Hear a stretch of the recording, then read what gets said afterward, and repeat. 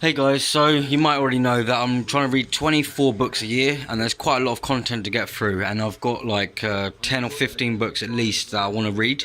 And right now I'm reading a book on problem solving strategies and like time management and stuff like that. And one of the things that it showed me, which is what I'm going to implement directly in my life so I don't forget it, is this bullseye diagram with might, should and must. I've got here one that I'm doing for general aspects of life. So I've got learning Spanish, learning Chinese, going out, working any sort of job, developing my 3D further, watching films and music, drop shipping business, clothing business, playing the piano, creating a YouTube account, researching into diet, swimming, running, etc, etc. So this is generalized, and this one here is specifically for reading. So on each here I've got different topics. So you've got meta learning, which is learning to learn and how to retain information better, psychology of habits, problem solving, planning, health, dieting, language learning, neurosciences, 3D industry, how to get a job, tips and tricks, social sciences to help me in my social circumstances, inspiring autobiographies so I can see what directions they went, philosophy, business in general terms, and reading and writing books as well.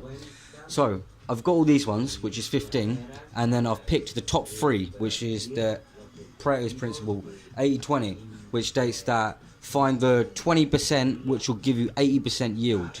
And out of all of these, meta learning,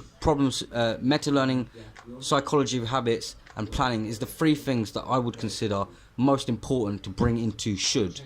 And now I need to prioritize into must, which I'm thinking is planning, because without reading the planning book that I'm reading now, I wouldn't have done this to prioritize my work in the first place.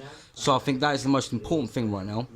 At number 2 is meta learning, because retaining information, there's no point gathering information if you can't retain it. So meta learning as well, and then the psychology of habits, so I can basically redevelop how my habits and who I am basically. All the other stuff can be worked on later, but these are the 3 main topics that I'm going to concentrate on the moment for my 80-20 principle, and then I'll work my way around and then see what happens from there. Next I'm going to make another one on these topics, and then I'm going to find several books in each: planning, habits, psychology of habits, and meta learning. Several books, and then continue with the exact same process of elimination. I've got some stuff here on consequences, direct and indirect, so you can get a wider scope of what is the impact of what you're actually doing.